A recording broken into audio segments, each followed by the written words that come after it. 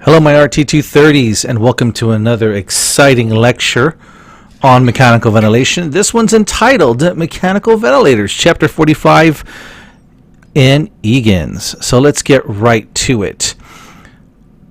Now, how do ventilators work? There's four basic functions to them. Number one is input power, and that consists of three things: alternating current, battery, and pneumatic.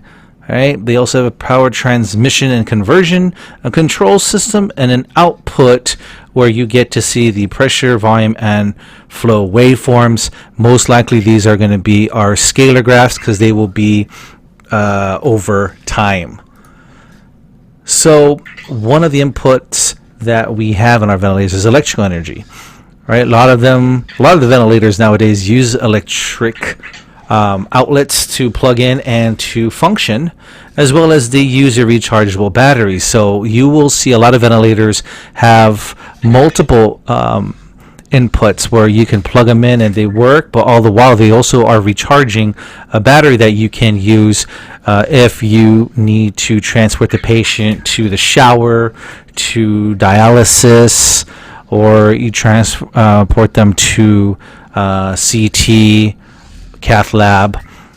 You do have a rechargeable battery, as well as you have a normal ventilator with an electrical line outlet.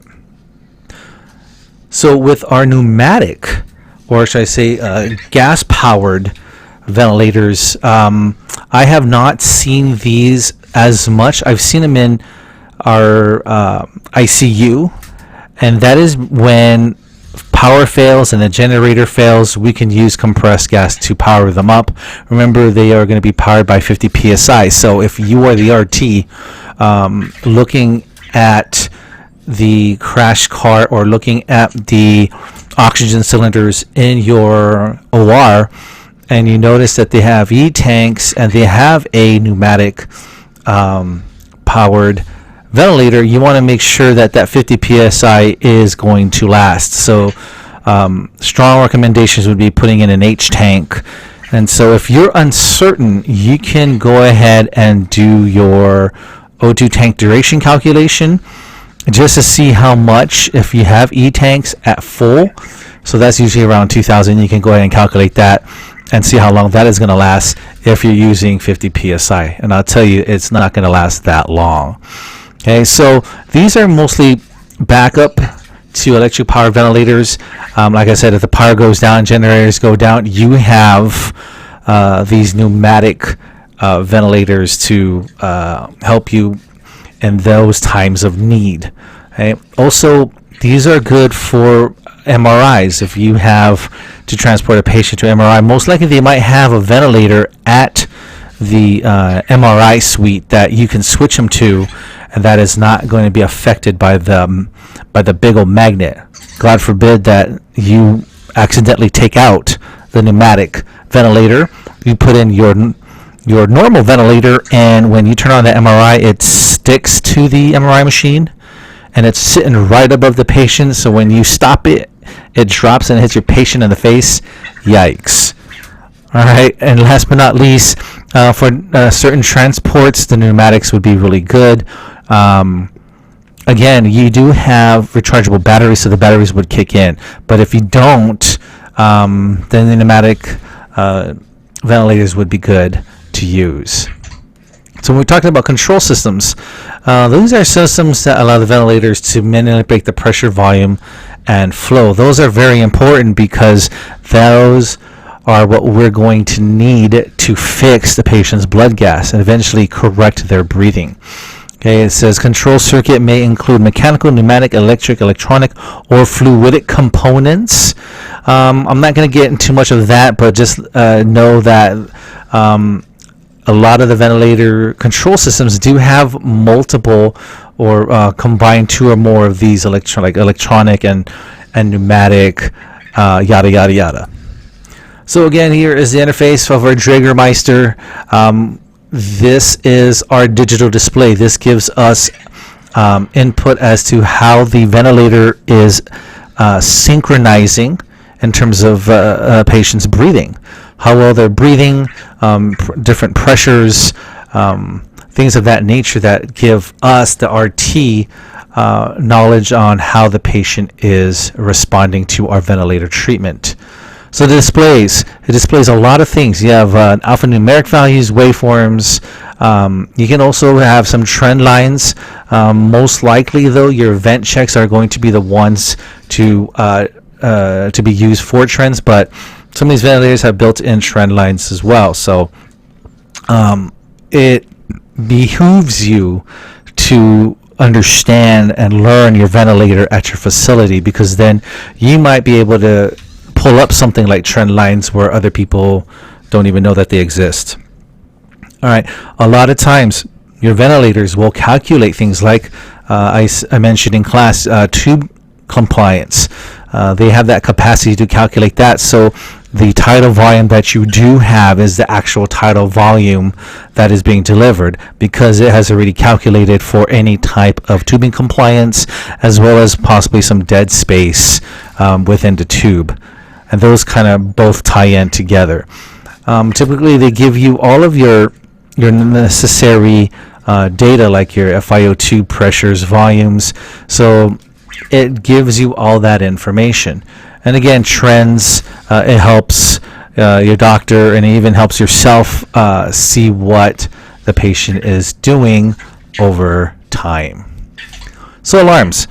Alarms are very important. You're going to have to change the alarms anytime you change settings, or you're going to make sure that those alarms are fit for the patient that the ventilator is on.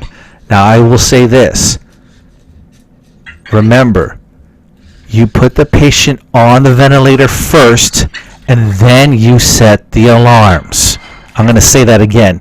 You're going to put the patient on the ventilator first, and then you set the alarms. The alarms are set to the patient that is connected to the ventilator. Okay? I don't want you to set up the ventilator, set the alarms, and then put the patient on the ventilator. We want to make sure that those alarms are going to be the last thing you do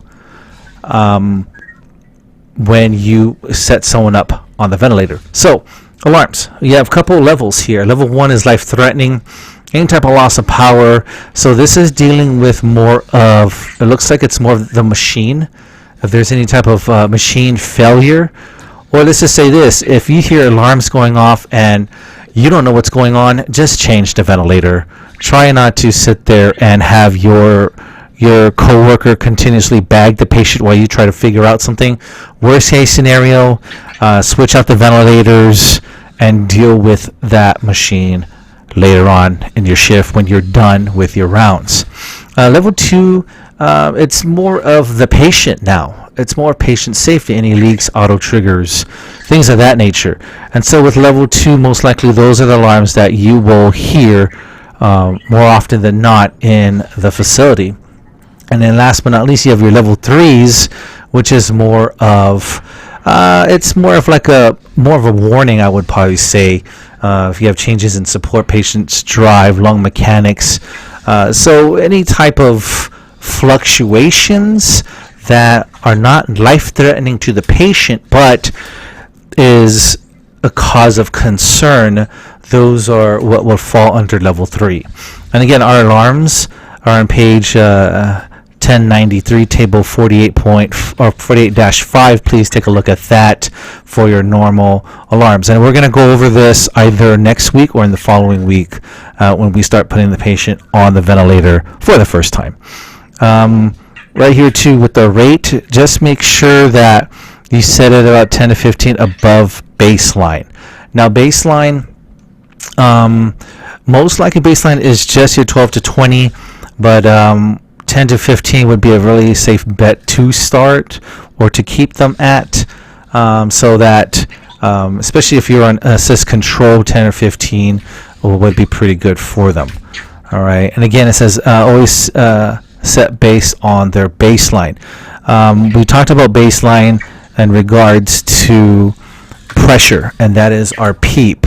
So when you do see your ventilator graphic at the pressure to time scalar graph, and it's not going back to 0, it's going to +5, that is reflecting the mechanical PEEP or what we call the external peep.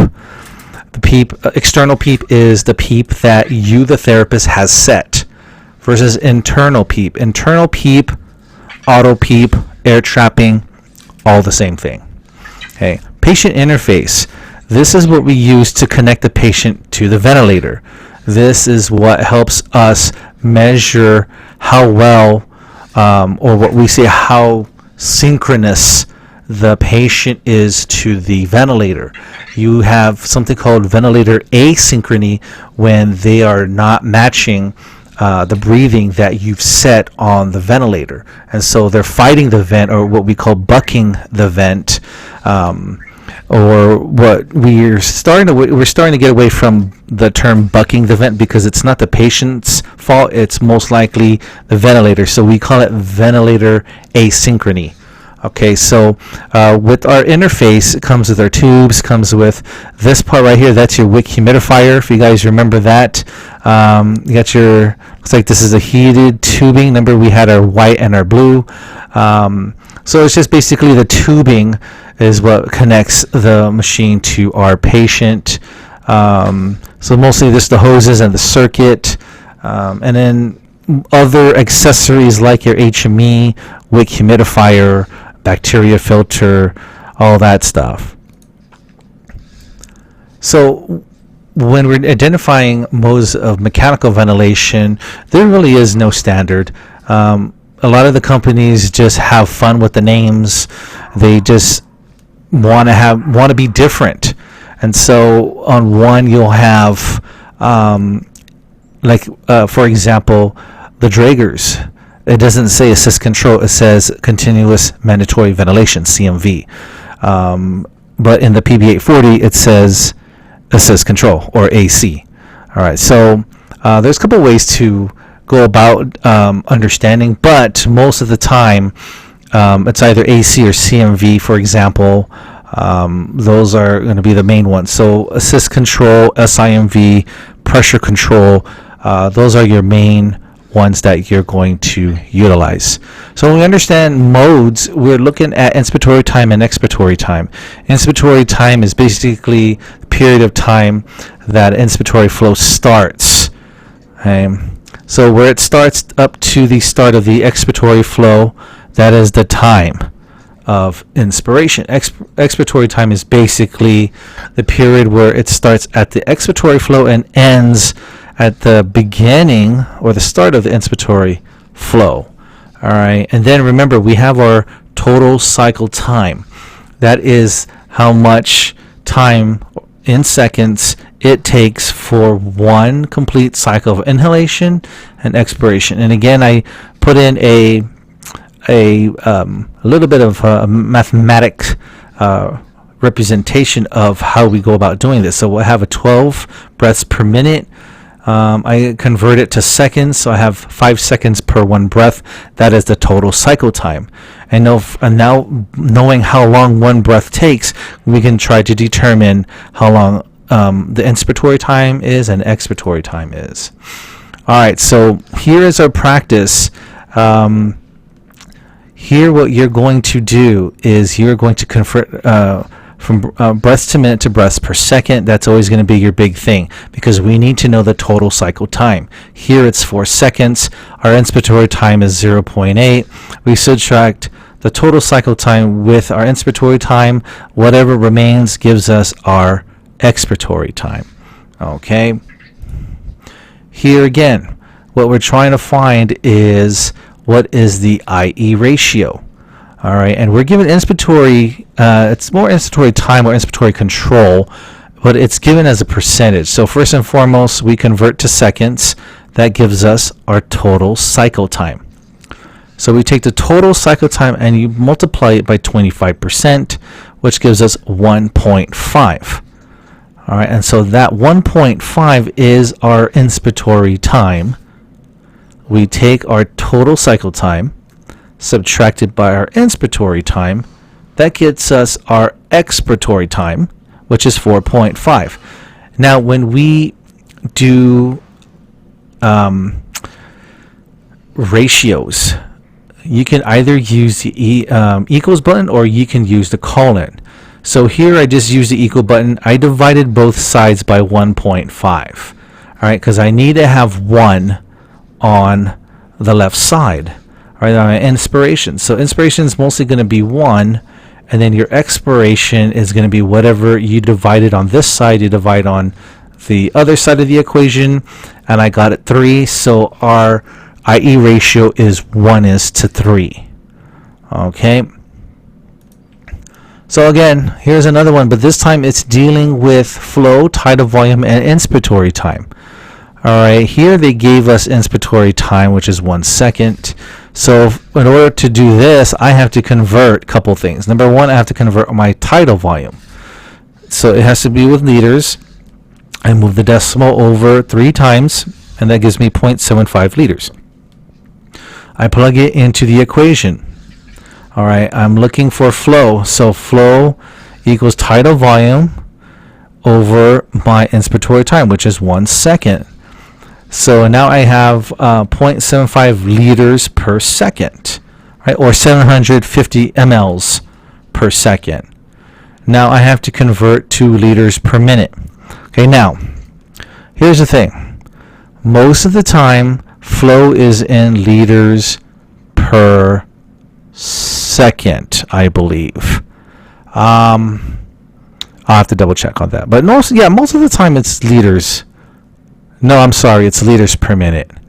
Okay, so flow would be liters per minute. Okay. All right. Now that's established. Liters per minute. So I have to convert back to liters per minute here.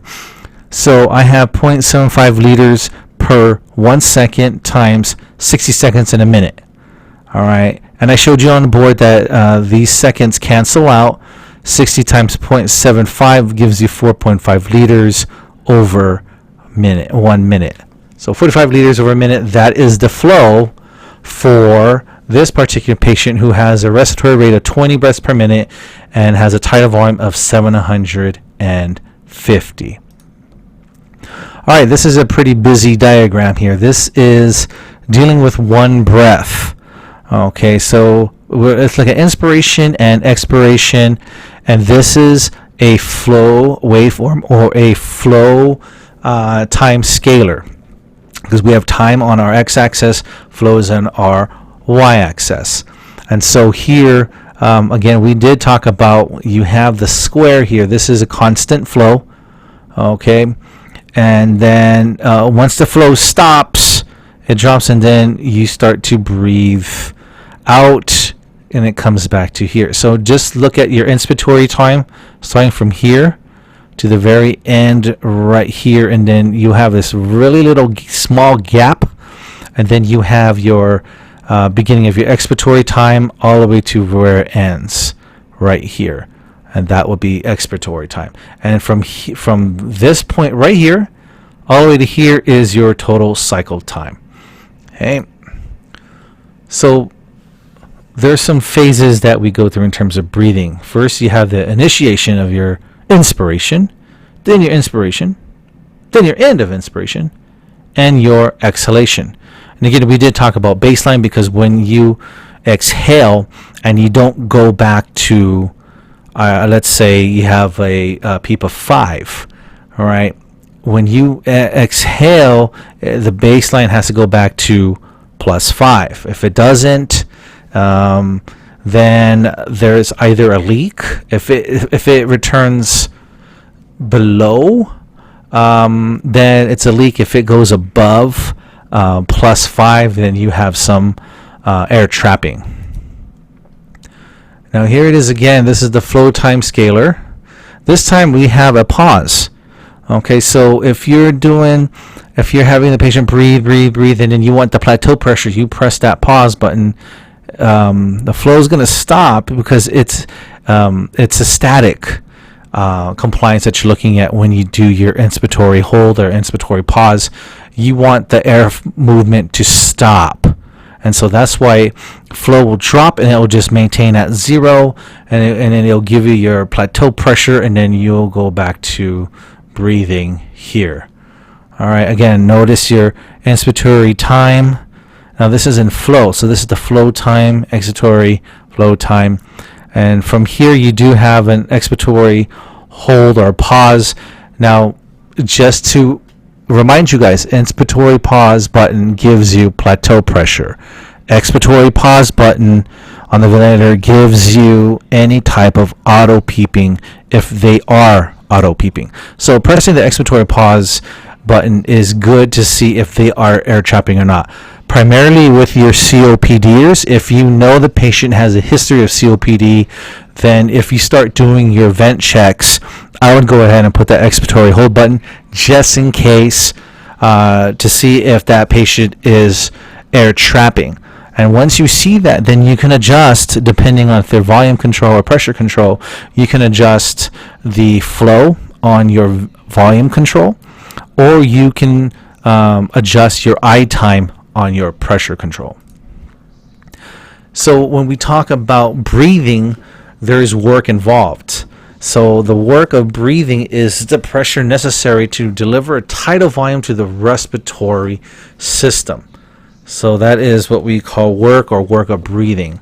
Now we have a couple of terms here. First one is trigger, or the start of inhalation.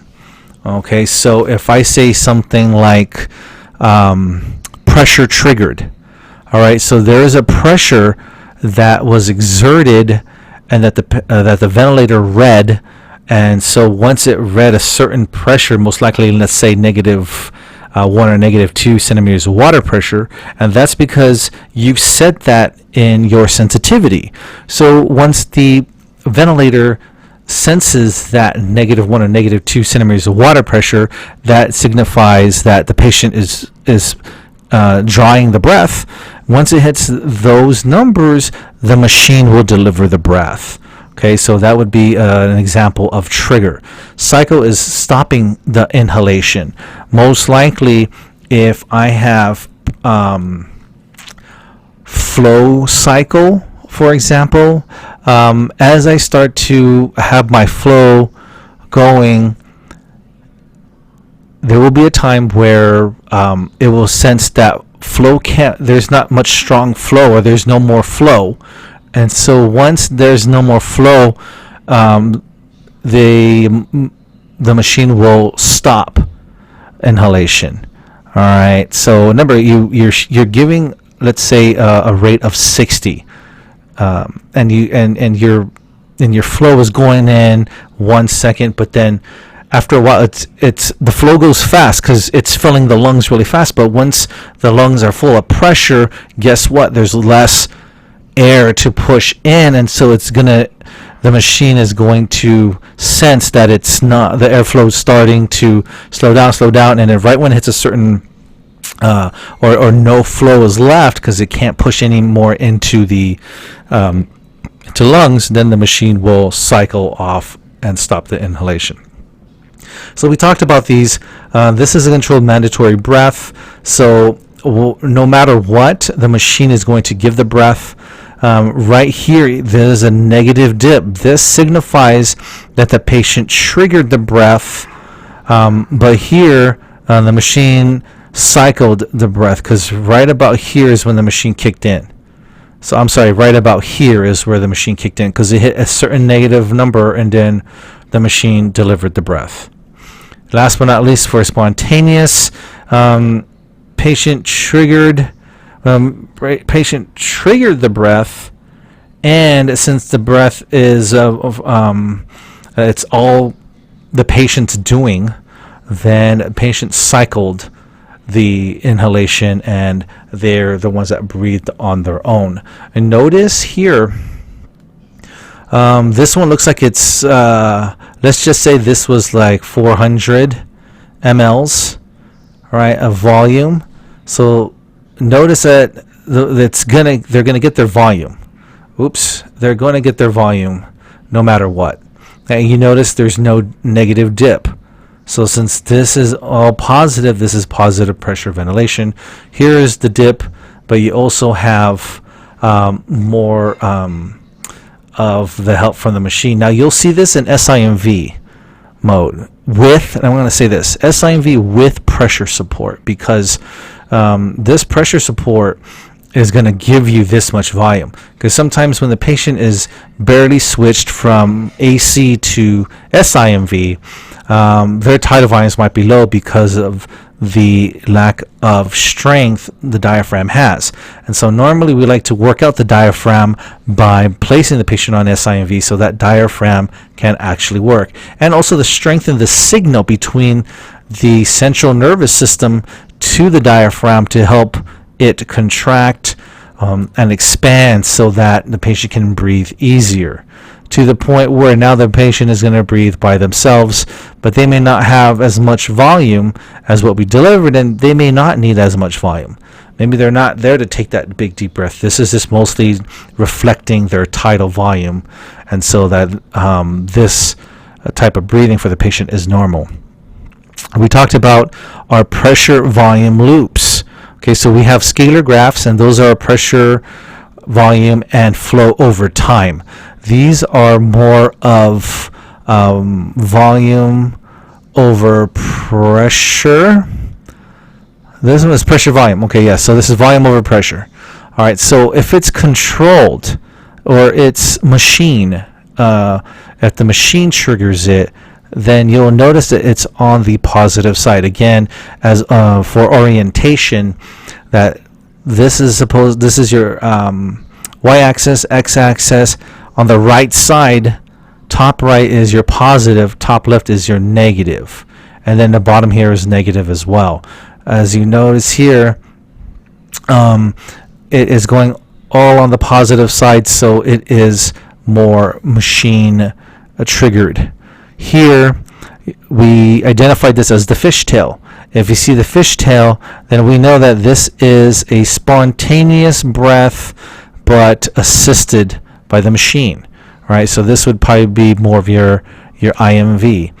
So here, it goes towards the negative because the patient is drawing the breath, but then once it hits its trigger that you programmed as part of the sensitivity, then that is when the volume, the machine gives the volume and it goes towards the positive. So again, when you see the fishtail, you know that is patient triggered, but it's a machine assisted breath. And last but not least, this is spontaneous because the patient is breathing all negative, so it's drawing the breath in and exhaling out. All right, so remember, we are negative breathers, so if we're breathing here on the negative side, that just means that we are breathing normally, and so that this right here would be a spontaneous breath. So I would call this the cylinder. I'd call this the football, and then this would be the fish. All right, so hopefully that helps you guys with that. So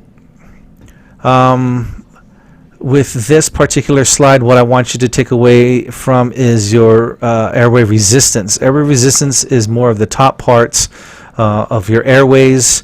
Compliance is more of the bottom parts of your airways. And a lot of this stuff, a lot of these pressures you probably really don't need to know, but you do have the formulas. For airway resistance is pip minus plateau divided by the flow, and this particular flow, it's liters per second. All right, and then when we're dealing with the compliance of the lungs, we're looking at this particular equation. This is tidal volume divided by plateau minus PEEP. And again, I said if they don't have any type of positive pressure, or if their PEEP is 0, you would just say EEP instead of PEEP. This is where we somewhat left off. This is where we look at this top part here. This is your airway resistance. So if your peak pressure goes up but your plateau remains, and your plateau remains the same and your peak pressure rises, that is an increase in airway resistance. And so what causes that is a lot of bronchospasms, biting or kinking of the tube, or secretions. Okay, so here's our formula again. And then we have static compliance. Now static compliance is just that, static. So our plateau pressure is static. So when we look at static compliance, and if our static compliance is decreasing, then we have an issue of lung stiffness. All right, so a decrease in lung compliance could be some atelectasis, pulmonary edema, ARDS, and pneumonia. That usually will involve any type of static compliance. Now, last but not least, and I'm not sure if it was covered in the book or in this chapter, but in this slide we also have a dynamic compliance, and I failed to talk about this during lecture, but a dynamic compliance, and this is the formula of your tidal volume divided by your peak pressure minus your PEEP. So it's encompassing from PEEP all the way PEEP to PIP. So all of this right here is dealing with, right here, the yellow arrow is the whole entire thing. Okay. So what does that mean? This dynamic compliance is dealing with how compliant the lung is during a dynamic state, or more of an active airflow, versus our static compliance where there was no airflow or static airflow. Okay, so with our dynamic compliance, you have the PEEP and the PIP to look at in regards to tidal volume, and we'll go into details with that later on. So PIP versus plateau. So right here, this is normal. Okay, when you look at how tall this is, the peak inspiratory pressure, this is pretty tall. So therefore we have a high airway resistance. If we're looking here, we're looking at, it looks like it's a higher peak inspiratory pressure, and it's saying it's high flow. And I'm not sure why it's high flow. Well, this looks like this is the same and this is elevated. Well, anyway, okay, we'll kind of just disregard that for now. Here you'll see your compliance. See how from the difference between your PEEP, or it looks like EEP, to your plateau is so much higher than your peak inspiratory pressure. So when you see something like this, you know that your lung compliance is decreasing. So when we talk about PEEP, PEEP is our positive end expiratory pressure. It's the application of pressure above atmospheric at the airway throughout expiration during mechanical ventilation. Basically, what does that mean? That just means that it's that pressure at the very end of your expiration. All right, we use this for alveolar recruitment. This is for correcting shunts, correcting atelectasis, anything that deals with a collapse in alveoli. Okay, and so some primary physiological effects that it does increase our functional residual capacity. Okay, because it gets affected when our alveoli are collapsed. All right, so we're talking about lung compliance. Apparently, we're going back to it. So when we look at lung compliance, I want you to look at this green one right here. This is our normal lung compliance. This is a volume pressure loop, okay, or pressure volume loop. All right, so for a normal lung, what happens is that it takes less pressure to deliver the volume. Okay, so here's the thing. So here's your normal pressure, and it's delivering this volume up here. Okay, now I want you to look at the yellow. So the yellow, it looks like you have less pressure, but it gets you more volume. Okay, so therefore this is more of an increased compliance. All right, so an increase in compliance is going to be seen in your emphysema. Remember, they got floppy lungs, so it takes less pressure to get to the volume. But guess what? When they breathe out, they're not going to be able to breathe out a lot.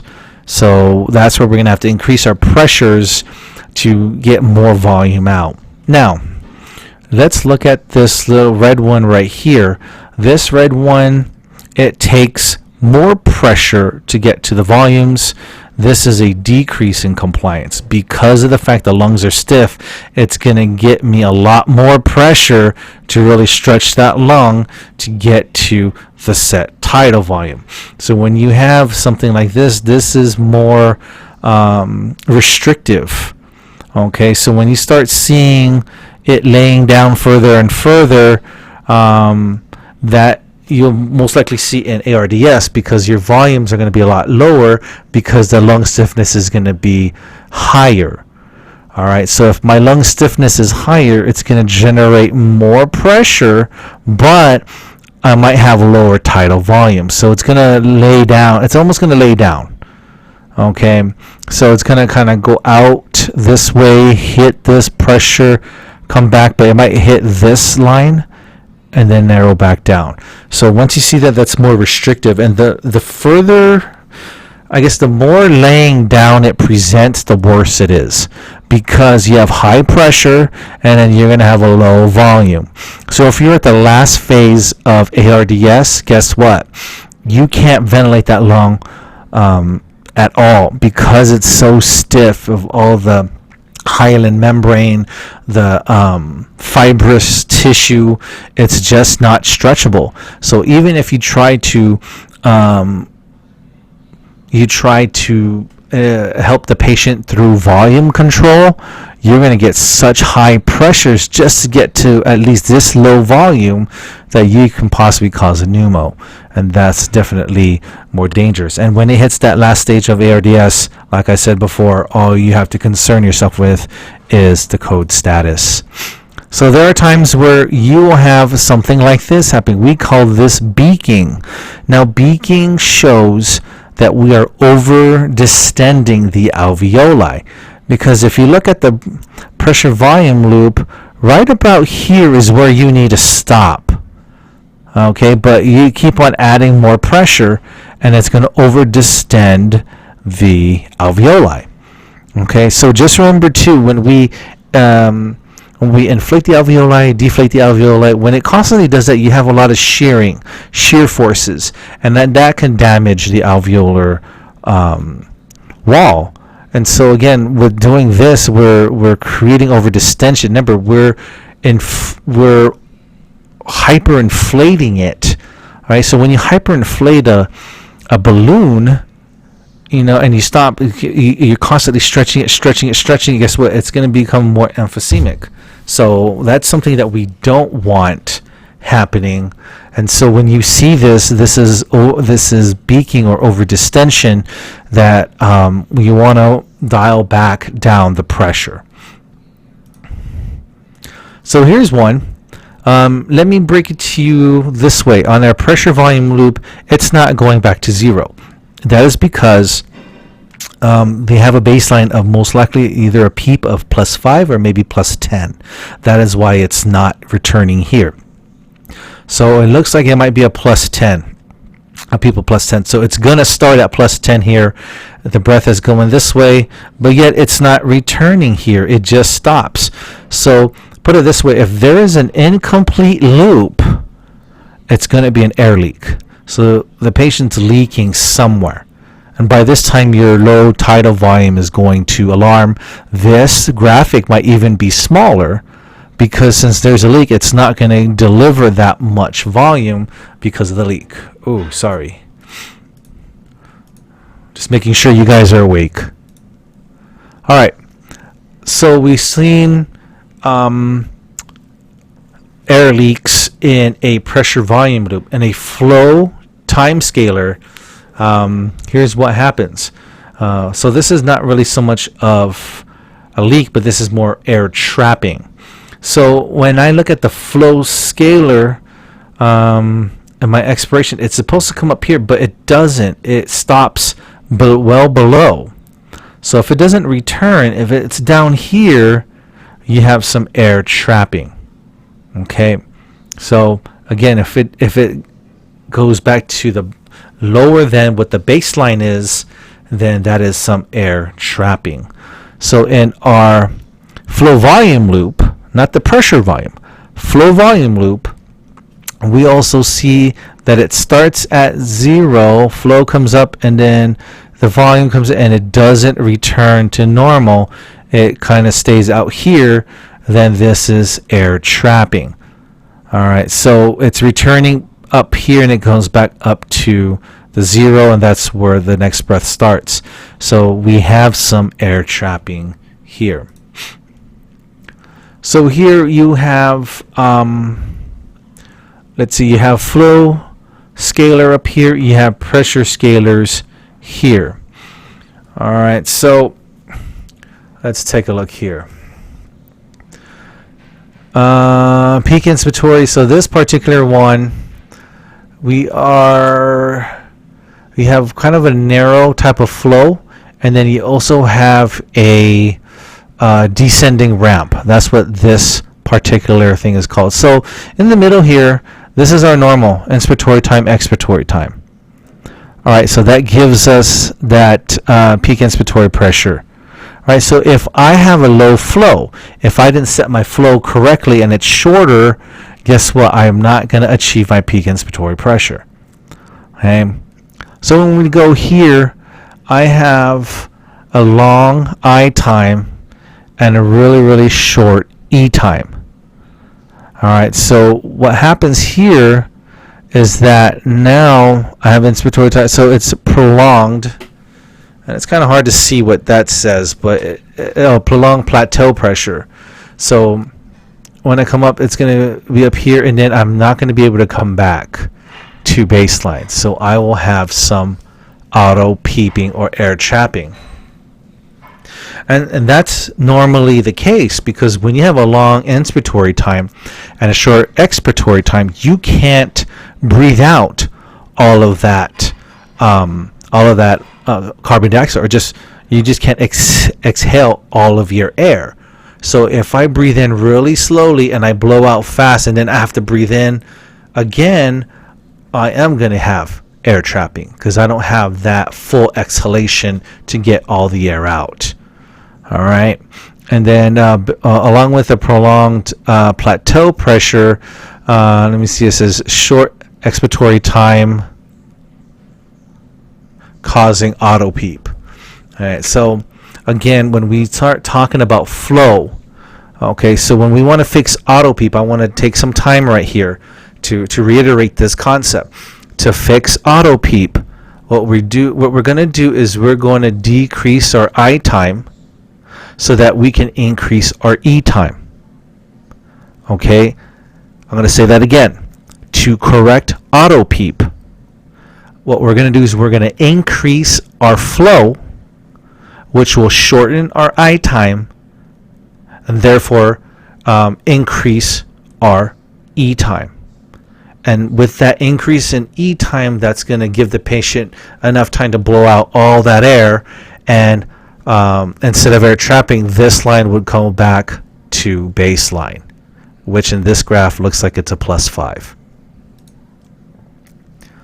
So when we look at air leaks, we're looking at in our pressure scalar, it's going to be decreased here.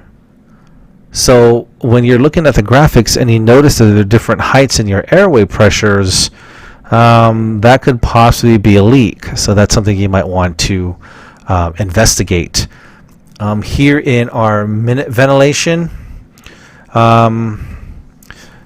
or should I say this is flow, you're looking at a decreased expiratory flow at the peak. So it's supposed to be out here, and then this is a lot smaller. So there's a possible air leak here. And volume, when your volume does not go back to 0, it kind of stays here. that is another sign of air leak. So within these three scalar graphs, you will see what an air leak is. Again, for the pressure, it's based on the peak pressures, your peak inspiratory pressure. In your flow, it's going to be your peak expiratory flows. There's a leak. And then last one is in your volume. You're going to have more of a, I would probably say, it says decrease return volume, which that is correct because it's not going back to zero. It's just staying right here. So your return volume should be from here to here, and it's decreased because now it's plateauing here. All right, so now let's switch gears. Let's talk about the different modes. All right, first and foremost is volume control. So in volume control, we get to set volume and we get to set the flow. All right, so we set volume and flow. So here you will see in our airway pressure, you will start to see some ascending ramps. And that's pretty good because right when the flow kicks in, that's when your pressure starts rising inside the lungs. When your flow stops, the pressure stops ascending and it'll just start dropping back down. And so that's when you're exhaling. So again, these scalar graphs work hand in hand. All right, so again, let's take a look at this one. Flow goes up and it's constant. Why? Because I control the flow. So once I set the flow, it looks like it's 20 right here. So I set it at 20. As it kicks in, my pressure starts ramping up. So when my flow stops, it just goes back to zero. Then now my pressure starts to decrease because I'm exhaling out.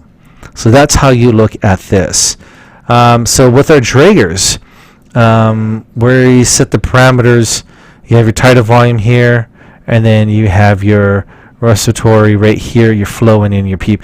Now this is blacked out because in the volume control, it does have something else there, but we don't want to deal with that. I think it's inspiratory time, if I remember right, because for some reason the Dragers you can control inspiratory time, but in an AC/VC mode, we don't normally set up I time. Only on the Dragers does it have that. All right, characteristics of a ventilator that functions as a true volume controller. All right, so let's take a look. Pressure waveform changes in lung mechanics. So when we set volume, the pressure changes. If we set pressure, volume changes. I'm going to say that again. If we set volume, pressures change, or they're what we call a variable. It varies based on each breath. If the patient's on pressure control, the volume changes or the volume varies. All right. Okay. It measures and uses volume to control the volume waveform. All right, because we set volume. So therefore, volume is used as a form of measurement. And then it says volume waveforms stay constant with changes in lung mechanics. Again, the volume waveform stays the same because we deliver that volume. And this is assist control. So if we're talking about assist control mode, what's happening is that even if the patient triggers a breath, the machine's going to deliver your 500 mLs or whatever tidal volume you set, the machine's going to give that to them, whether they like it or not. Okay, so it's no matter what, it's going to be delivered. The relationship between flow and volume. All right, volume is an integral of flow. All right, so when flow kicks in, it's going to increase volume and it's also going to increase pressure. Okay, so when you look at your scalar graphs, when the flow starts, your volume starts to rise as well as your pressure starts to rise. So you need that flow to kick in because that's how the breath gets pushed into the lungs. Okay, and the flow is a derivative of volume. Most likely that when you have, let's just say when the volume reaches the number, the flow will stop. Okay, so flow and volume, they play a huge role, because the flow is when the flow kicks in, volume starts rising. When there's enough volume, or the volume is hit, or hits the preset number, then the flow is going to stop. All right, pressure control. Couple things. Let's take a step back here. A couple things with volume control. Volume control, we normally put patients on volume control because we want to control their minute ventilation. All right. So the minute ventilation. Now let's take a step back. Patients who are on mechanical ventilation are most likely in respiratory acidosis. That means low pH, high PaCO2, bicarb is still at home. Okay, so with a high CO2, we've got to control the minute ventilation so that we can ventilate the patient so much better and decrease that PaCO2. So we put patients on volume control so that we can control the minute ventilation, right? Because minute ventilation equals tidal volume and respiratory rate. So we want to control the tidal volume, and so that we can control that minute ventilation, and so they can breathe out the CO2. And so by that time, we don't want to have the patient anxious, antsy, combative while on assist control, because guess what? When you have a lot of movement, you metabolize because you have a lot of activity and you're constantly moving. You're fighting nursing staff, fighting respiratory staff, you're just fighting everybody, and you're agitated and you're anxious. Heart rate goes up, muscles start using, you get adrenaline going into your system, and guess what? You're blowing off more CO2. So if I have a PaCO2 of 81 and I got this guy thrashing around, and guess what? That PaCO2 is going into the blood. It's not being ventilated really well, and so therefore it is going to only increase. So that's where we want to sedate the patient, let them relax, and so they will stop generating extra CO2 on top of what's in the blood already. And so by that time, when we put the patient on mechanical ventilation, we put them on AC, and we control that volume. Therefore, we control the minute ventilation, and we're able to help the patient blow out the CO2. And once that happens, then we start correcting their breathing, and their acid-base balance goes into a more of a corrective state. All right, so, and that's where we use assist control, or CMV, or volume control. All right, so pressure control. Pressure control, I'm going to say this time and time again. When you put someone on pressure control, it is a lung protective strategy. Okay, a lung protective strategy. What does that mean?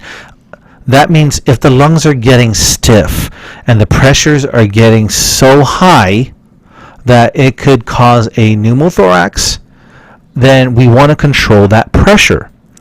All right, so when we control pressure, then we are saving the lungs from causing either some type of barotrauma, pneumo,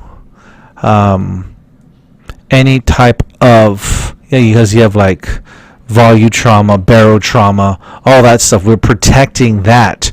Now, here's the thing.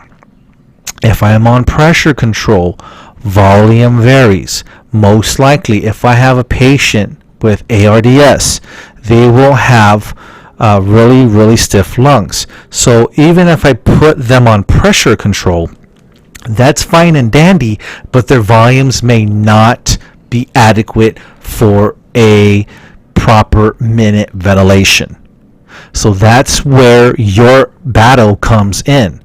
You set them on pressure control. You've protected their lungs. That's great. How now will you correct their volume because the pressures that you're giving the patient is not generating the right volume to correct the minute ventilation. Therefore, it is not correcting the PaCO2. All right, so at that point, we're looking at protection from the patient, and we'll try to fix the minute ventilation later on. So we're on pressure control. It says primary parameter used to alter breath size and pressure control is your PIP and your PEEP. Again, these are both pressures: peak inspiratory pressure and positive and expiratory pressure. All right, these are your primary parameters. Pressure waveform remains the same. So when you look at this graph, you see now you have the square, or should I say the constant pressure. When you see this on a graph or on a scalar graph, then you know what mode they're in. If volume was having the square waveform, then we know we're in volume control. Here the pressure has the square waveform, so therefore they are on pressure control. Okay. Mean airway pressure is highest with a rectangular pressure waveform. So that just means there's a lot of pressure being held during this cycle that it creates a high mean airway pressure. All right.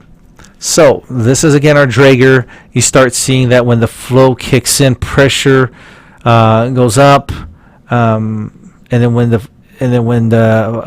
start seeing the flow. The flow is not rectangular anymore. It's more of a decelerating. So pressure starts hitting up to 20. It stays there. Flow is given, and then it starts dropping slowly. Here, when the pressure goes up, volume starts going up, and when the pressure stops, you exhale, and then your volume starts going down. Okay. So when we talk about pressure control with added support, we're talking about pressure support. Okay, so you have pressure support dial right here on our Draeger. Now pressure support, they say it's pressure support ventilation. Okay, so with pressure support ventilation, pressure support only happens on inspiration. I'm going to say that again. Pressure support only happens on inspiration.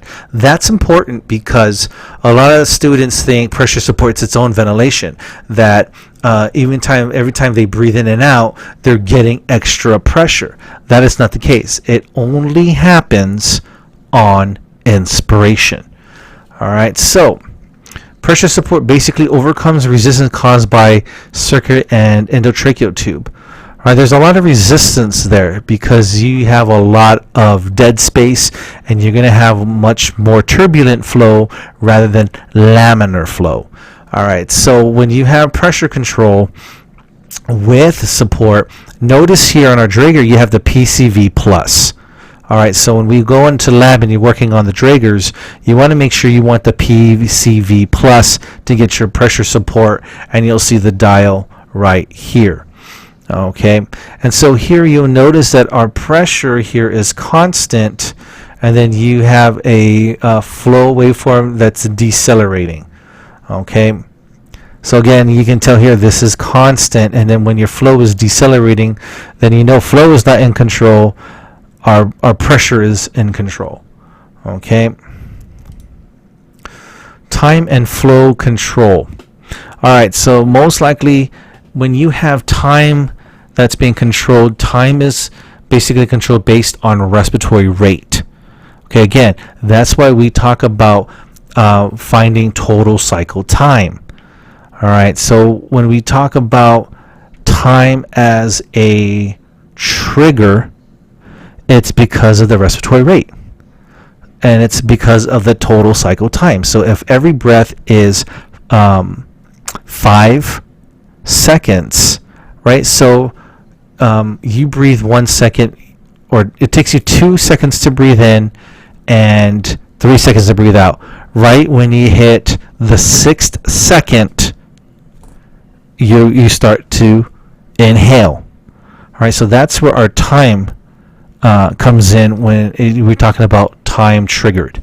Okay, pressure, flow, and volume are all dependent on changes of the respiratories, and nothing is predetermined except our I time and E time.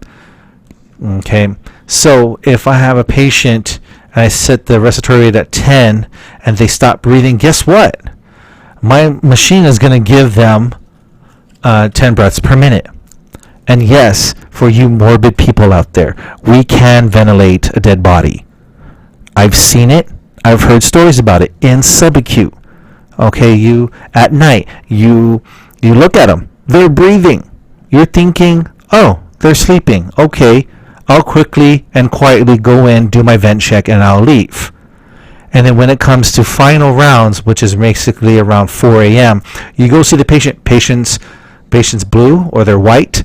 They are stiff and they're really cold. And you're like, holy cow, this patient's been dead for I don't know how long, because there's some stiffness. So you have some rigor mortis setting in. So they must have been dead for some time. But guess what? My ventilator was breathing for them because it has a time trigger built into it, and that is in the form of your respiratory rate. So that's why I tell you guys, be vigilant when you do your rounds. All right, sometimes it's difficult when you have someone on a ventilator and the ventilator's breathing for them, right? And you're sitting there like, they're okay, they're breathing, my machine's breathing for them. Well, guess what? Yeah, we can ventilate a dead body. Okay, ventilator will reach preset pressure early in inspiration, but holds it for a specific time, after which inspiration ends. So, with ventilators, we can,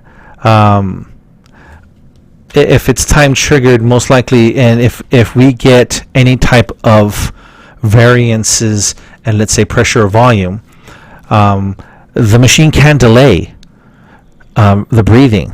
Let's just say for this particular example, it says we'll reach a preset pressure early. So it hits the pressure that I set early. Here's the thing, the machine will hold it until the time is right to exhale. So that keeps the patient breathing and their total cycle time in check, so they don't breathe out of sync or cause some type of a ventilator patient asynchrony. So it does have the capacity to hold off if they happen to breathe a lot faster than normal. So let's say their inspiratory time is 2 seconds and they finish at 1.2 seconds. The machine will hold the breath for 0.8 seconds until it's time to exhale. Okay? So I guess at that point we are waiting to exhale. Flow control. We do have ventilators that will trigger a breath based on flow. Flow is meaning any type of air movement. So let's say, for example, if I'm intubated and mechanically ventilated, okay, and I draw the breath, I don't. And under flow control, you're not looking at pressure, but the pressure scalar graph will show the negative deflection, meaning that I've triggered the breath, but it will sense the air movement.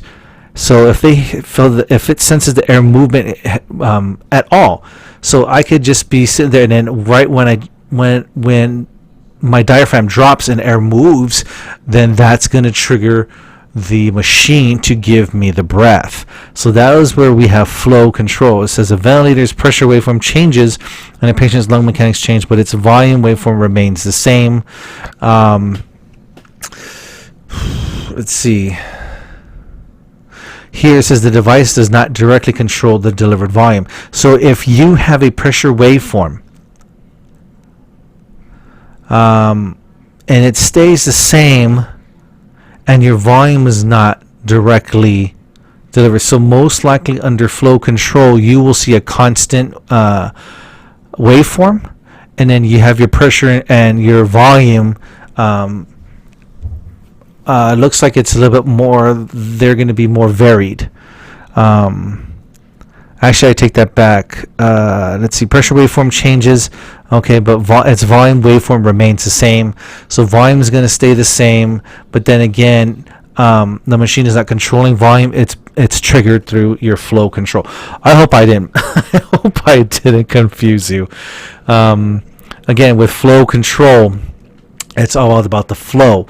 So your pressure waveform changes because it almost acts like volume control, because in volume control we can control the flow and we can control the volume.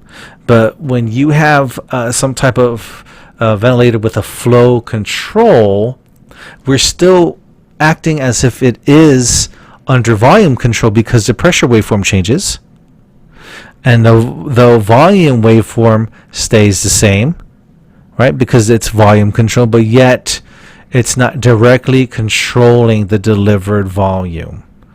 All right, so if you have some volumes that vary, your pressure is going to fluctuate because we're in volume control. But if our volume varies, it's not more of a volume control, it's more of a flow control. I hope that clears that up for you.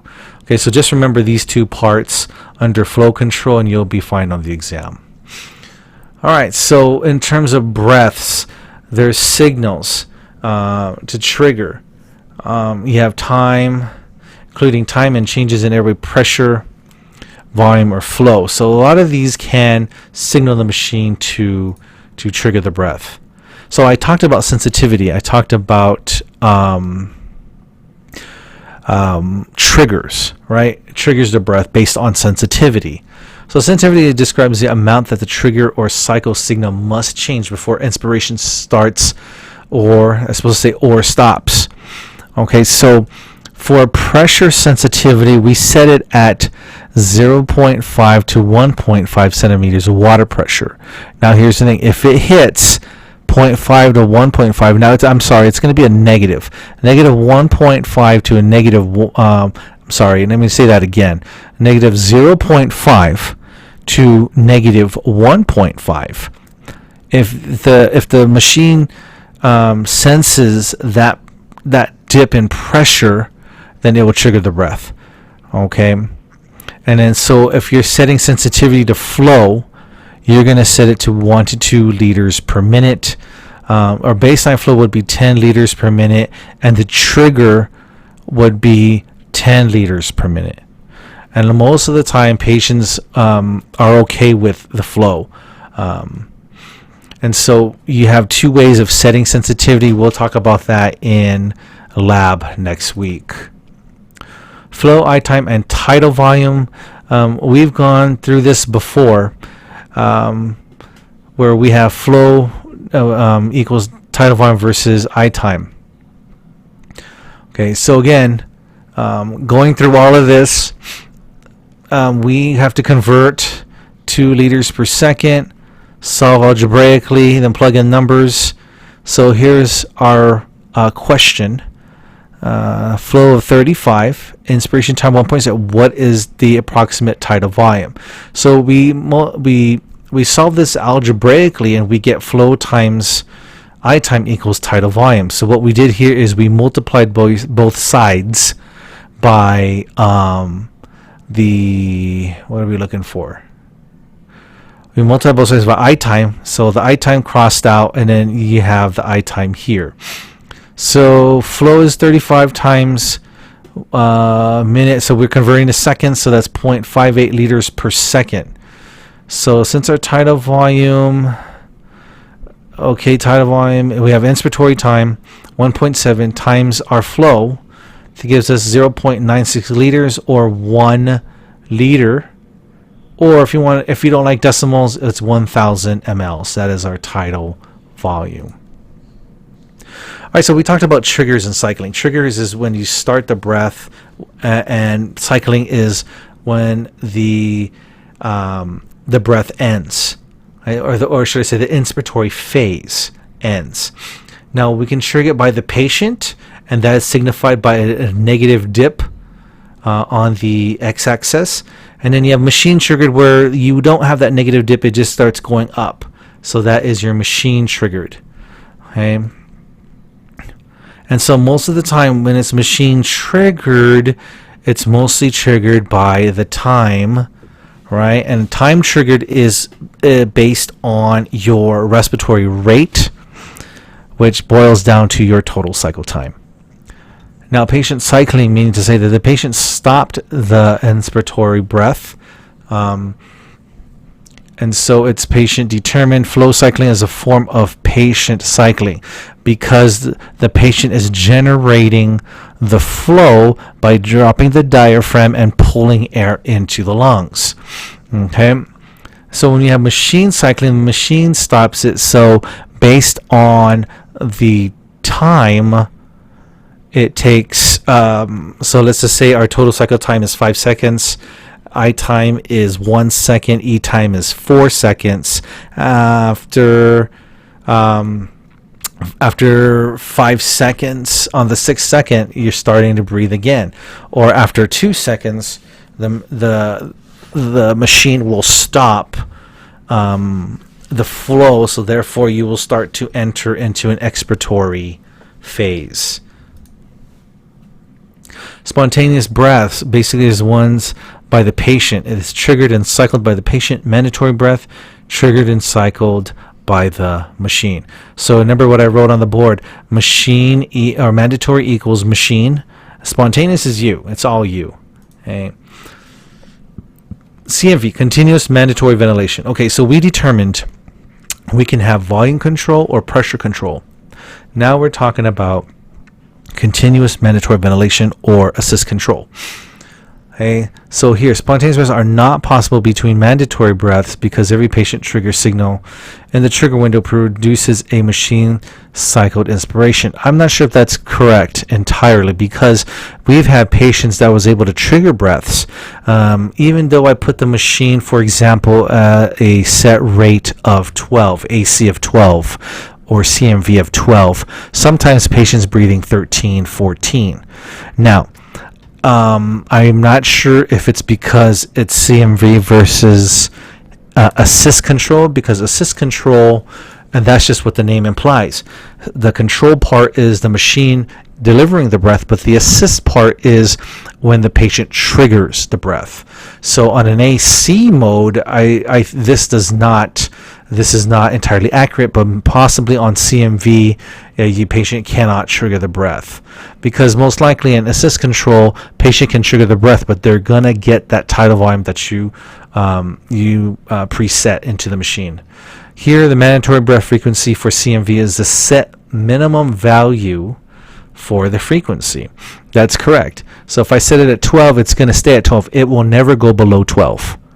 All right. If I set it to 10, it will never go below 10. It will be at 10. For example, if you have a patient who is sedated, guess what? They will be breathing at the same rate that you put on the ventilator.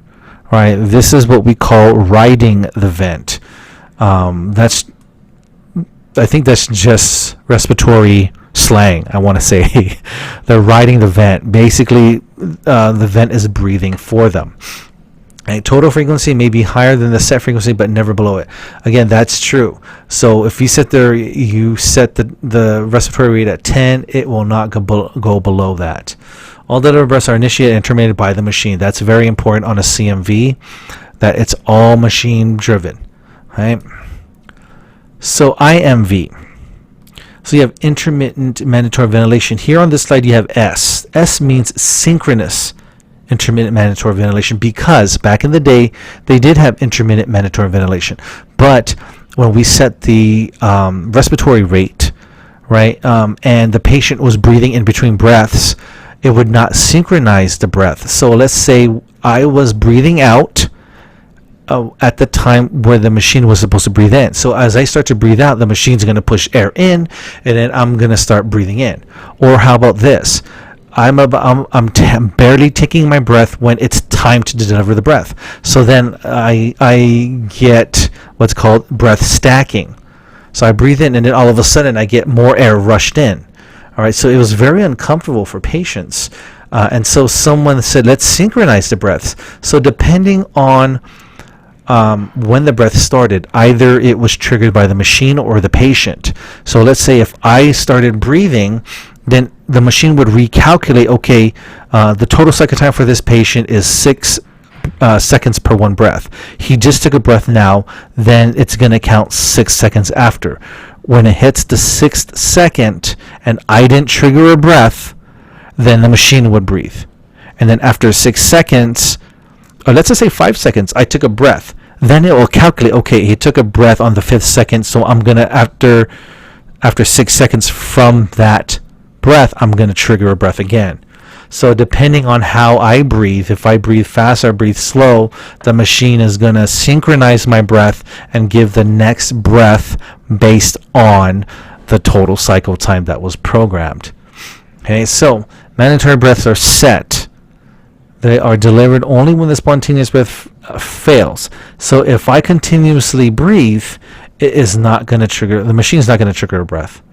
Mandatory breaths are delivered only when the measured minute ventilation drops below a preset threshold. So again, if my minute ventilation drops, therefore I'm not really breathing well, either I'm breathing too fast or my tidal volume is low, then the breaths would kick in. Now, this mandatory breath is not pressure support. It is not pressure support because this is actually giving the entire breath. It is not only on inspiration. Okay, so this is when the minute ventilation drops. The machine is saying, all right, you know what, buddy? You ain't cutting it. Let me give you a breath. All right, so that's what happens. So here, it looks like these are spontaneous breaths. Let's see, I can see these are because you have that negative deflection. This one in flow. So in flow, this is how it looks like. Pressure, you have that negative dip. And then on volume, again, they might be really, really low. And so this right here would be your SIMV without pressure support, because the pressure support would give it higher to maybe right here or maybe a little bit lower. So again, continuous spontaneous ventilation, this is basically all you. And the mode that we would want to use for this is your CPAP. Never ever put a patient on CPAP if they are on anesthesia, they're sedated, they need to spontaneously breathe on their own. And if that is impaired, and you see that on an exam question, patient is sedated or unconscious and unresponsive, and you see CPAP as one of the answers, cross that out because that is not correct. All right, so you have 5 basic ventilator patterns. So we're combining volume control with CMV, volume control with IMV, pressure control with CMV, pressure control with IMV, and pressure control in CSV. Notice there is no volume control in spontaneous ventilation. Why? Because we are dealing with CPAP, continuous positive airway pressure. All right, so when you're talking about being spontaneous, we only deal with pressure because in a sense that kind of gives some pressure to help the patient breathe. All right, in this case, we're talking about CPAP. Either we're pushing fluid out of the lungs or we are splinting the tongue out of the way so that they can breathe easier. All right, so yeah, we designated the control variables as well as the mandatory breaths. All right, so the main ones you're going to see are these 4, not so much as a pressure control, spontaneous breathing. Okay. Within each ventilator pattern, there are several types that can be distinguished by their schemes. Now, targeting schemes I really have not touched upon, or I haven't learned, and I don't expect you guys to deal with this. Most likely, our targets are mostly set points because we set them to what we want. Table 45.2 goes into all these various ones, but I'm not really going to go into it. All right, so most likely when we classify, we're classifying based on the control variable. Is it volume or is it pressure? Our sequence, is it continuous? Is it spontaneous? Or is it mandatory? And last one is our targeting schemes. Again, I don't really go over it, but most likely it's going to be set point. All right. So this is the way that clinicians can they they definitely need help with mechanical ventilation because there's so many different types of ways to say certain things in terms of the modes and stuff. All right, so here's the thing. For the goals, we look at number one is safety. Safety all the time. Maintain adequate gas exchange and hemodynamics while avoiding harm in the form of electrauma and volume trauma. All right, so safety has always been huge. In nursing, we are tested on safety.